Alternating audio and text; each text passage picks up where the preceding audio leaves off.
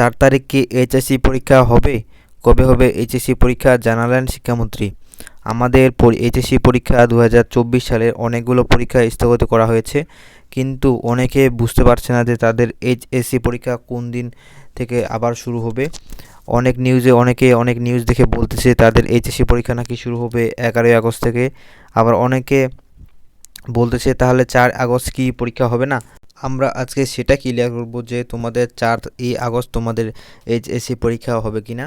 তো আমাদের চ্যানেলটি অবশ্যই সাবস্ক্রাইব করে রাখো, তাহলে নতুন নতুন এরকম ভিডিও পেয়ে যাবে।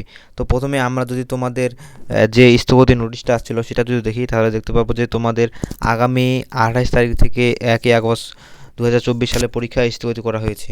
অর্থাৎ তোমাদের এই তারিখের মধ্যে যে এইচএসসি পরীক্ষাগুলো রয়েছিল সেগুলো কিন্তু স্থগিত করা হয়েছে। এগুলো পরবর্তীতে তোমাদের জানিয়ে দেওয়া হয়েছে যে তোমাদের পরীক্ষাগুলো 11 আগস্টের পরে হবে। কিন্তু বিভিন্ন নিউজ পত্রিকায় তোমরা যেটা দেখো সেটা হচ্ছে 11 আগস্টের পরে স্থগিত পরীক্ষা।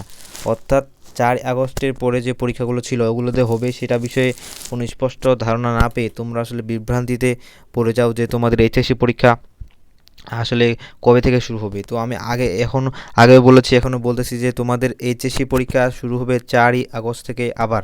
কিন্তু স্থগিত যেগুলো পরীক্ষা ছিল 8টা বিষয়, সেগুলো কিন্তু অনুষ্ঠিত হবে 11ই আগস্টের পরে।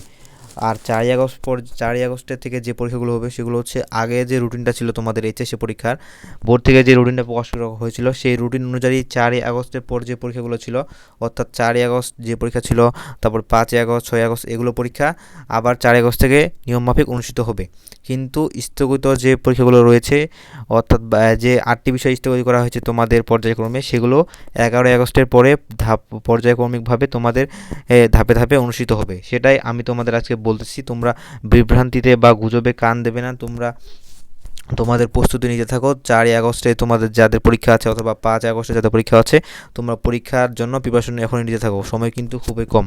ধন্যবাদ সকলকে।